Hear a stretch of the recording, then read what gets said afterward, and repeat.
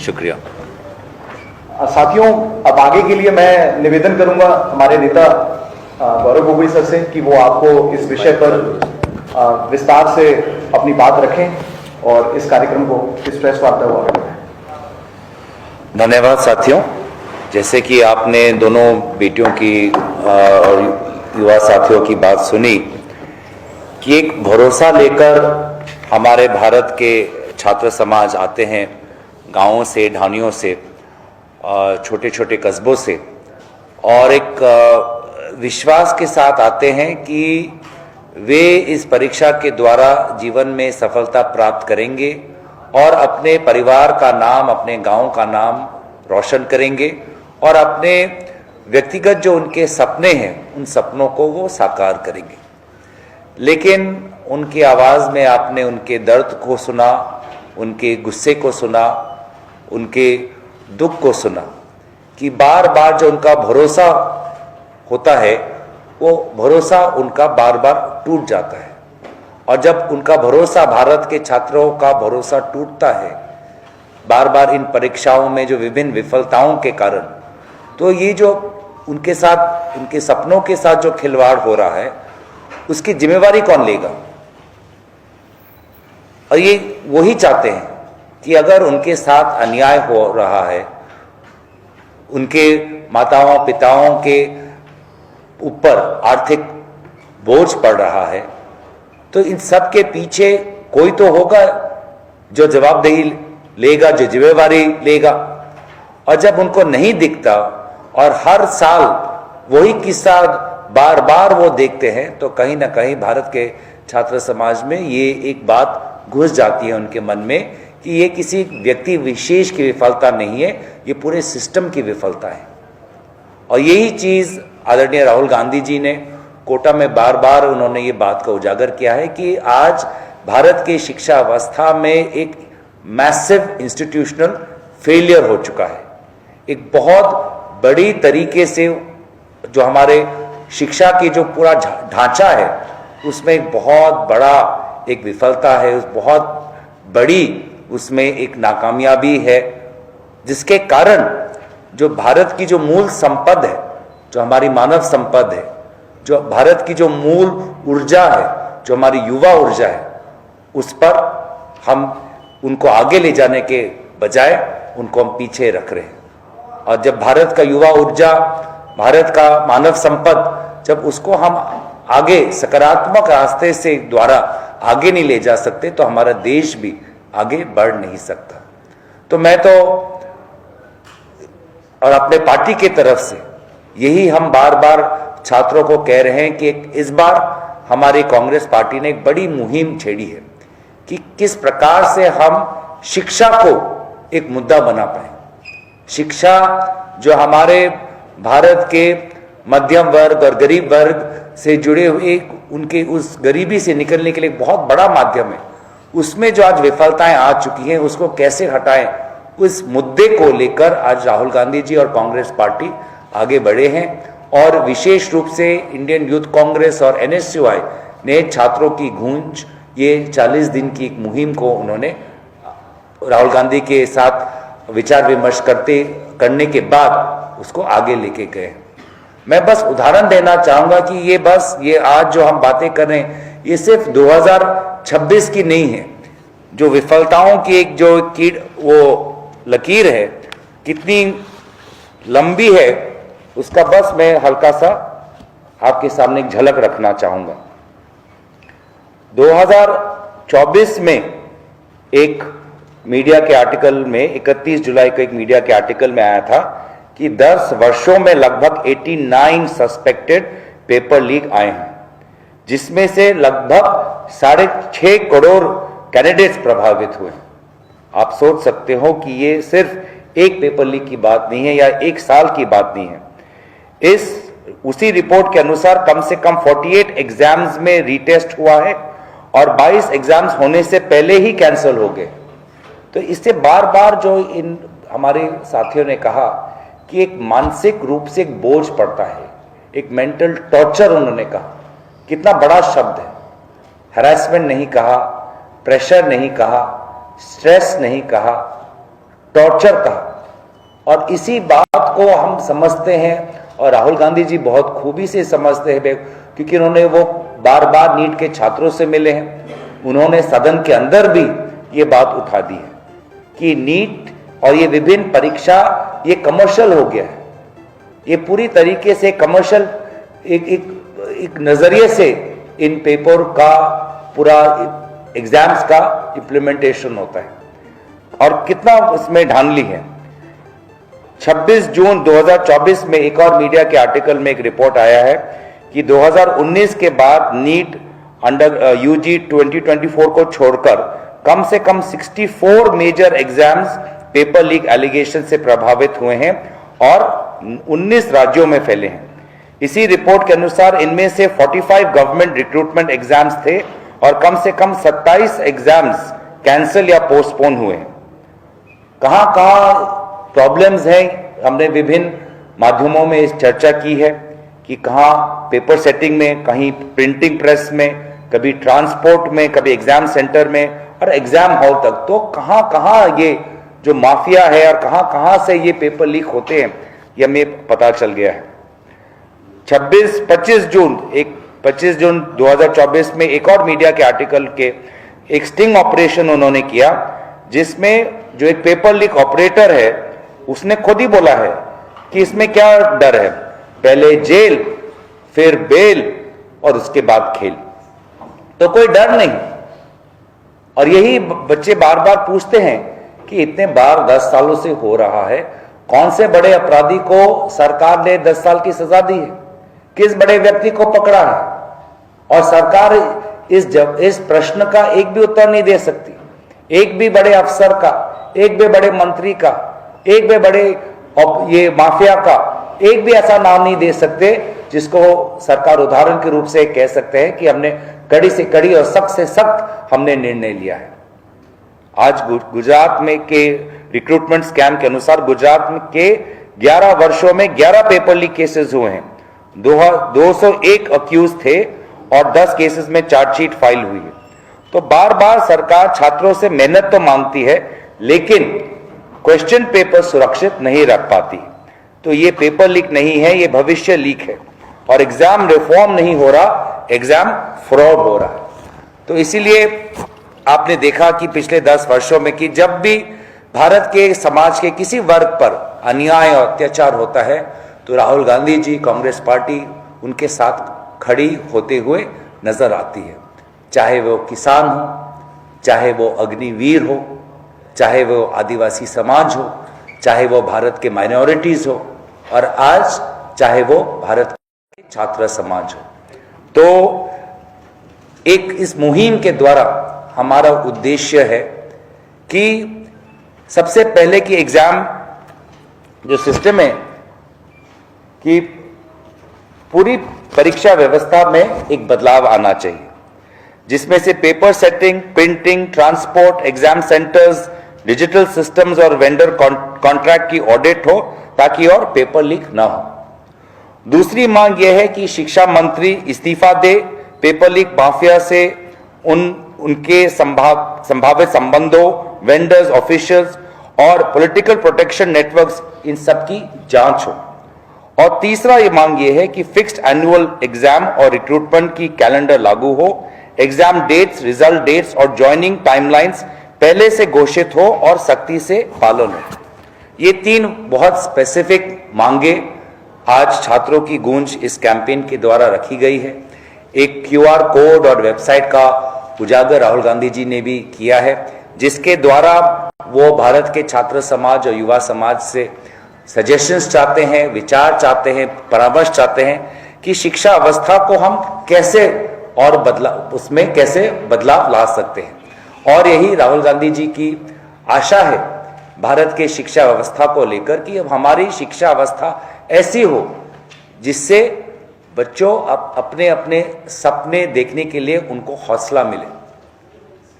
शिक्षा अवस्था ऐसी हो कि वे जो सपना देखे, बच्चों जो सपना देखे, युवाओं जो सपना देखे, छात्र जो सपना देखे, उस सपने को साकार करने में भारत की शिक्षा व्यवस्था उनको मदद करे। और तीसरा जो उन्होंने बार बार ये कहा है कि शिक्षा अवस्था ऐसे हो जो जिससे कि किसान का बेटा या कोई गाड़ी चालक की बेटी वो भी सफलता प्राप्त कर पाए और वो शिक्षा की इस अवस्था में, शिक्षा की इस ये जो अवस्था में भाग ले पाए, इतनी महंगी ना हो, ऐसी एक हमारी शिक्षा अवस्था होनी चाहिए। तो यही बात आज हमने इस प्रेस वार्ता के द्वारा छात्रों की गूंज की, इस कैंपेन की, इस मुहिम की प्रारंभ के बारे में कुछ बात आपके समक्ष रखे हैं। मैं हमारे दो जो हमारे साथ युवा साथी आए हैं, उन दोनों का मैं आने वाले समय में उनके उज्जवल भविष्य की कामना करता हूं, उनको शुभकामनाएं देता हूं।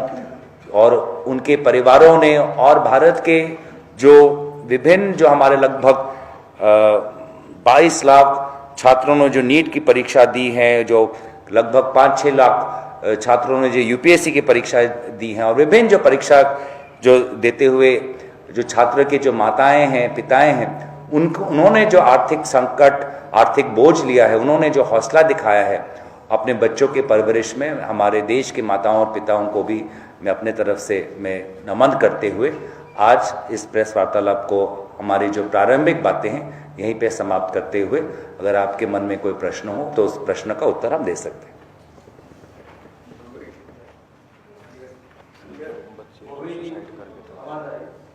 मैं एबीपी न्यूज़ से मोहित दुबे हूँ। आप लोग जो पूरे देश भर में छात्रों की गूंज कैंपेन के तहत लगातार छात्रों की आवाज़ को बुलंद कर रहे हैं, आने वाला मानसून सत्र भी है, शायद उस सत्र में इस मुद्दे को आप लोग उठाते हुए नजर आएंगे, संसद के भीतर भी प्रदर्शन करते हुए नजर आएंगे।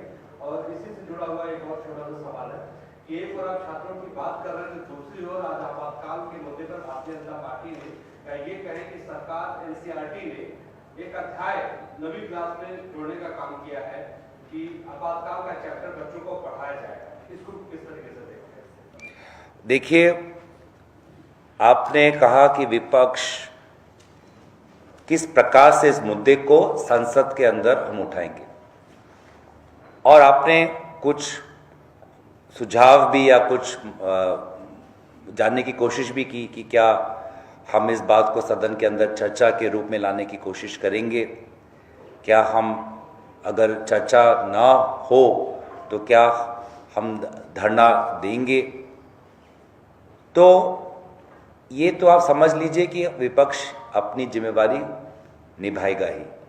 हम चर्चा की मांग भी करेंगे, और अगर चर्चा के लिए सरकार तैयार न हो तो जो जो हमारे पास राजनीतिक अस्त्र हैं, सदन के अंदर जो जो नियम हैं, जो जो सदन के अंदर जो जो हमारे राजनीतिक हम कदम ले सकते हैं, उन सभी कदमों का हम इस्तेमाल करेंगे। लेकिन मैं ये भी कह सकता हूँ, ये भी भविष्यवाणी दे सकता हूँ कि सरकार राजी नहीं होगी। सरकार शिक्षा के पे चर्चा के लिए राजी नहीं होगी, सरकार जवाबदेही लेने के लिए राजी नहीं होगी, सरकार शिक्षा मंत्री को इस्तीफा देना चाहिए, इस मांग पर भी वो राजी नहीं होंगे। क्योंकि ये घटनाक्रम हमने अभी नहीं, कई वर्षों से देखते आ रहे हैं और बार बार देखते आ रहे हैं। तो आपने तो हमारी विपक्ष की भविष्यवाणी कर दी है, मैं सत्ता पक्ष की भविष्यवाणी भी आपके प्रश्न के द्वारा करना चाहूंगा कि सरकार आज तक शिक्षा मंत्री पर कोई किसी प्रकार का निर्देश जारी नहीं कि आप इस्तीफा दो, आप नहीं सफल हुए, आप परीक्षा बिना लीक के प्रकाशित करने में नहीं सफल हुए। आज जो बच्चे जिन्होंने आत्महत्या की है, कोई कहते हैं 12 बच्चे ने की है, कोई कहते हैं 13 बच्चों ने की है, तो ये जो बच्चे आज परीक्षा के कारण अपने जीवन ले रहे हैं, अपने जीवन को हाथ में ले रहे हैं या आत्महत्या कर रहे हैं, इनकी जिम्मेवारी कौन लेगा? और सरकार उल्टा अपनी पीठ थपथपा रही है। किस बात की? कि उन्होंने री एग्जामिनेशन करने में सफल हुए, इसके लिए अपने पीठ थपथपा रहे हो? अगर री एग्जामिनेशन के लिए अपने पीठ थपथपा रहे हो तो इतने जो पेपर लीक हो रहे हैं उसकी जिम्मेवारी कौन लेगा? उसकी भी तो जिम्मेवारी लेनी चाहिए। कैबिनेट में अगर प्रधानमंत्री री एग्जामिनेशन के लिए अपने कैबिनेट की वाहवाह ले रहा है तो ये जो पूरा जो शिक्षा के ढांचे में जो इंस्टीट्यूशनल फेलियर है उसमें अपने कैबिनेट को किसको जिम्मेवार ठहराया है? प्रधानमंत्री कहते हैं होल ऑफ गवर्नमेंट अप्रोच हुआ है जिसके कारण री एग्जामिनेशन हुआ है, तो फेलियर भी तो होल ऑफ गवर्नमेंट के कारण ही हुआ है।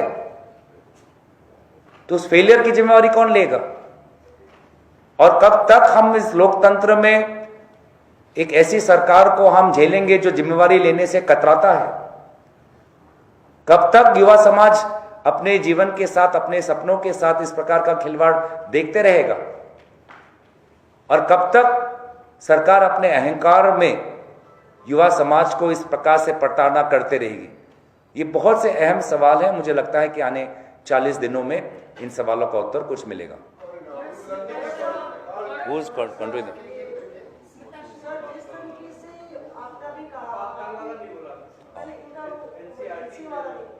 देखिए, और शिक्षा को लेकर ये सरकार का रवैया क्या है वो तो बार बार राहुल गांधी जी अपने कोटा में के भाषण में कहा है कि शिक्षा को लेकर ये बस चाहते हैं कि अपने विचारधारा के लोगों को यूनिवर्सिटीज के चांसलर बनाया जाए, शिक्षा के द्वारा अपने ही विचारधारा के लोगों को उनको आगे उनकी उन्नति हो, उनकी प्रगति हो, और उनके शिक्षा के प्रति भाजपा की शिक्षा नीति के विपरीत हमारी शिक्षा नीति राहुल गांधी जी ने काफ़ी अच्छी तरीके से उसका उजागर किया है कि हमारे सोच में शिक्षा नीति किसी दल की राजनीतिक विचारधारा को बढ़ाने के लिए नहीं हो, बच्चों की जो सपने हैं, भारत के युवाओं के जो सपने हैं, उनको सपने देखने की ताकत दे, सपनों को साकार करने की उनको मदद करें, और इस पूरे जो शिक्षा में जो महंगाई हो, जो खर्च होता है, उस खर्च को हम कम कर पाए, ऐसी शिक्षा नीति हो, ये हमारी विचारधारा है। गौरव साहब, आपने जो कहा उसके आपके वक्तव्य के विपरीत कर धर्मेंद्र प्रधान साहब ने लंबी प्रेस वार्ता की और उन्होंने कहा कि ये नहीं होना चाहिए था, पेपर लीक नहीं होना चाहिए था, पर उन्होंने ये भी कहा कि राहुल गांधी की भूमिका इसमें पूरी नकारात्मक थी। वो आपदा में अवसर तलाश रहे थे, उन्होंने इसमें पूरे मसले पर पॉलिटिक्स की और छात्राओं की भावनाओं पर उन्होंने सियासत करने की कोशिश की। उनको माफी मांगनी चाहिए इस मसले पर। जैसे कि एक छात्र है, उसका अबू धाबी सेंटर लगा, नागपुर का छात्र, वो तुरंत उस मसले पर कूद गए जबकि मामला बहुत सेंसिटिव था, और हमने तुरंत कार्रवाई करके उनका सेंटर भी चेंज किया। तो राहुल गांधी नेता विपक्ष होने के तौर पे उनको इस तरीके से सियासत नहीं करनी चाहिए और उन्हें माफी मांगना चाहिए छात्रों से। देखिए, इसलिए मैंने एक अहम शब्द का इस्तेमाल किया, लोकतंत्र। लोकतंत्र में सिर्फ सत्ता पक्ष नहीं होता है, लोकतंत्र में सिर्फ सरकार नहीं होता है, लोकतंत्र में सिर्फ सरकार का पक्ष नहीं होता है। लोकतंत्र में सरकार होती है, विपक्ष होता है, समाज होता है। लोकतंत्र में लोगों की आवाज़ को महत्व दिया जाता है, ना कि किसी मंत्री की। और जब आज भारत के लोकतंत्र में, भारत के लोकतंत्र के एक विशेष वर्ग, युवा समाज, जब अपनी बात रख रहे हैं, तो उन बातों को और वजन देने के लिए, उन बातों को एक उपयुक्त मंच देने के लिए ये काम आदरणीय राहुल गांधी जी कर रहे हैं। ये काम, ये मंच देने का ही उद्देश्य है छात्रों की गूंज का इस मुहिम को, और उनके, हमारे भारत के छात्र समाज के आवाज़ को और ताकत मिले, इसीलिए हम इस प्रकार के कदम और सवाल उठा रहे हैं। तो मैं तो बस यही समझ सकता हूं कि आदरणीय धर्मेंद्र प्रधान जी नहीं चाहते कि भारत के छात्र समाज के प्रश्नों को बल मिले। धर्मेंद्र प्रधान जी नहीं चाहते कि भारत के छात्र समाज जो उनके आज इस्तीफे की मांग कर रहे हैं, उस आवाज़, उस मांग को और बल मिले। मैं तो यही समझ सकता हूं कि धर्मेंद्र प्रधान और भाजपा सरकार लोकतंत्र में विश्वास नहीं करते। वो नहीं चाहते कि उनकी गलतियों के कारण उनको कटघरे में भारत के समाज उनको रखे। लोकतंत्र में उनका विश्वास नहीं। तो ये उनके जो बातें हैं उनसे साफ साफ उजागर हो जाता है। और इसलिए बार बार उनके सरकार के इस प्रकार के सोच के कारण ही बार बार आज 10 वर्षों में लगभग 80 से ज़्यादा पेपर लीक हो चुके हैं।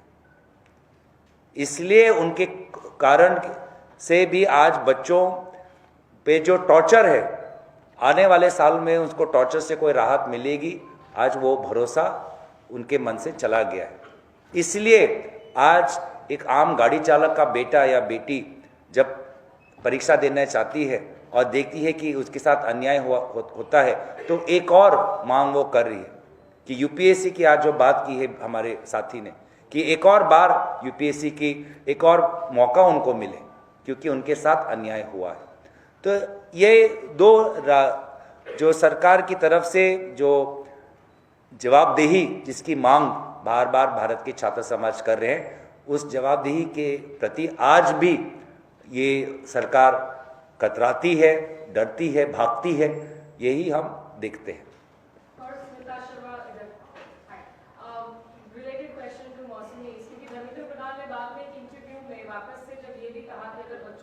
जा रही है तो वो उनकी विफलता है, लेकिन आगे जिम्मेदारी लेने की जगह वो बल्कि ये कहते हैं कि अभिजीत दिक्के जैसे जो कॉकरोच जनता पार्टी के युवा जंतर मंतर पर बैठे हुए हैं वो आतंकवादियों की टीम भी है। तो इस जवाब को, इस लेबलिंग को आप कैसे देख रहे हैं? और कांग्रेस जहां राज्यों में सत्ता में है, क्या कोई ऐसे कदम आप लोगों ने उठाए हैं जिससे केंद्र सरकार सीख ले सकती है इस मसले पर?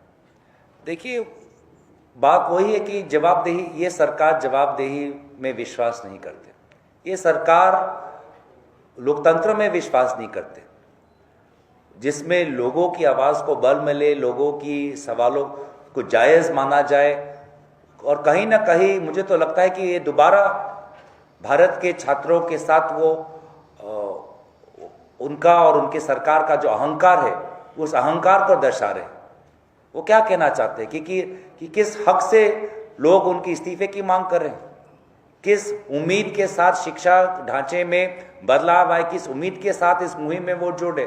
वो उनके जो भारत की जो युवाओं की जो आशा है, बार बार उनके आशाओं पर पानी फेरने का काम कर रहे हैं। और जहाँ तक आपने पूछा कि हमारी पार्टी अपने विभिन्न सरकारों के द्वारा क्या कर रही है, निश्चय ही मुझे लगता है कि जहाँ जहाँ हमारी सरकार है, छात्रों की गूंज, ये मुहिम जो हमने, जिसके द्वारा छात्रों की सहभागी हम चाहते हैं, उनका योगदान चाहते हैं, तो उसमें हमारे जहाँ पे हमारे सरकार है उनकी अहम भूमिका रहेगी कि ज़्यादा से ज़्यादा छात्र, ज़्यादा से ज़्यादा युवा अपने बात को रख पाएँ। नहीं तो आज के तारीख में तो हमने देखा कोटा में कि कोचिंग सेंटर्स पे कितना दबाव था कि युवा ना जाए, राहुल गांधी के पास ना जाए, अपने बात ना रखे।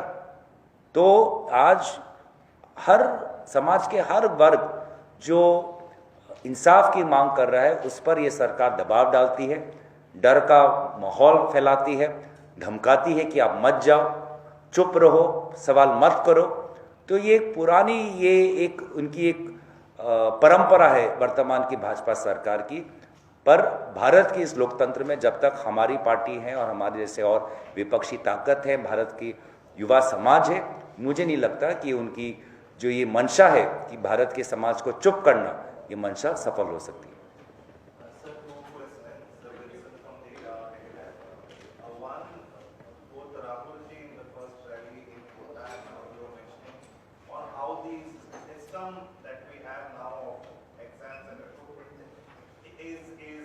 fundamentally flawed. It's a rejection system.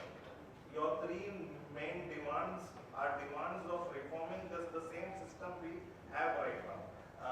Do you all have any plans on how you all want to replace this system which we have now? And secondly, in your various protests which all have planned out in different parts of India and finally here in Delhi, will you also be calling other parties, other groups for protesting for one same cause? So let me specify कि through this campaign छात्रों की गूंज, the party is reaching out to the constituency that is affected most with the present Indian education system, which are the young generation, today's aspirants, today's students who are preparing for exams, because they are on a day-to-day basis for the past so many years are facing the challenges and difficulties. So therefore, what the party is doing through a 40-day campaign is reaching out to different states, to different coaching centers, to different universities and college campuses to understand what the students, what they want, what they feel should be done. And then we will assimilate them. So let us, as I said earlier, Rahul Gandhi ji, the Congress party is being a platform for the youth and students of India to raise their voices and to express their aspirations about what reforms are needed in the Indian education system. Your latter question, which is about what would be the role of other opposition parties, let us first implement our agenda.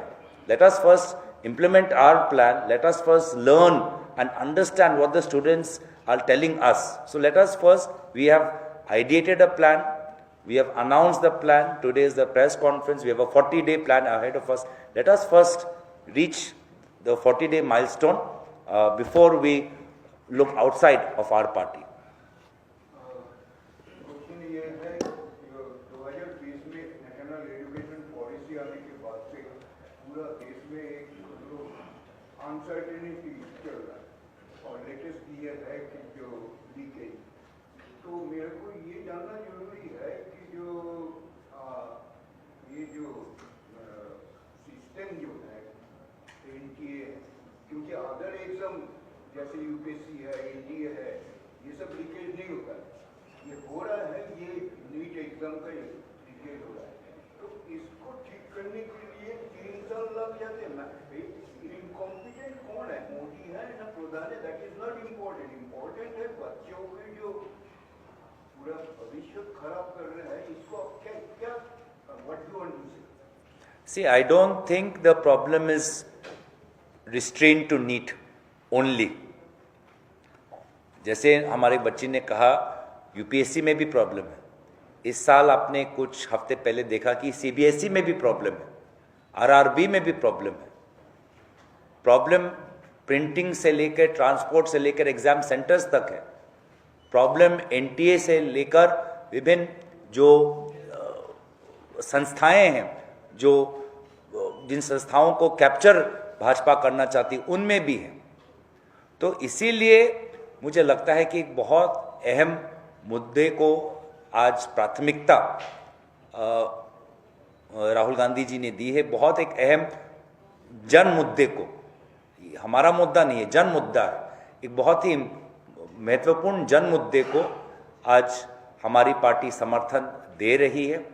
और मैं आशा कर सकता हूं कि इस मुहिम के द्वारा, जिसमें भारत के छात्रों की आवाज़ों को बल मिलेगा, एक मंच मिलेगा, एक जरिया मिलेगा अपने आवाज़ को सरकार तक पहुंचाने तक, तो इस पूरे मुहिम के द्वारा हम शिक्षा के इस ढांचे में बहुत ही महत्वपूर्ण संशोधन ला पाएंगे। और मेरा व्यक्तिगत रूप से ये भी मानना है, जो मैंने कहा कि भारत की एक मूल संपद है हमारे मानव संपद। आज हमारे भारत के ही लोग देश में नहीं, दुनिया के विभिन्न कोने में जाकर भारत के लिए सफलता लाभ करते हैं और भारत का नाम रोशन करते हैं। पर अगर हम अपने मानव संपद से जुड़े हुए जो सबसे मूल ढांचा है, शिक्षा का जो ढांचा है, उसके खामियों को जो अगर हम हटा नहीं सकते, तो आने वाले समय में भारत की उन्नति और विकास में भी जो हम बड़ा सपना देखते हैं, उस सपने को हम साकार नहीं कर पाएंगे।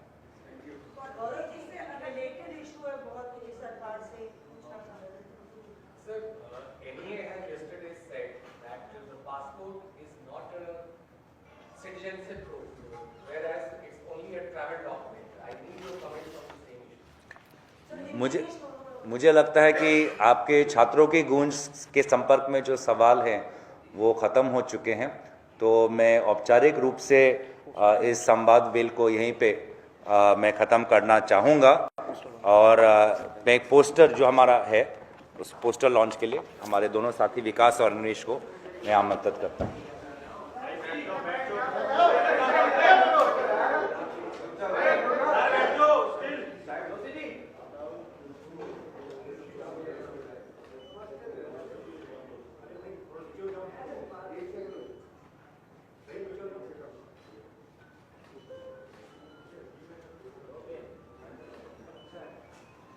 Thank you.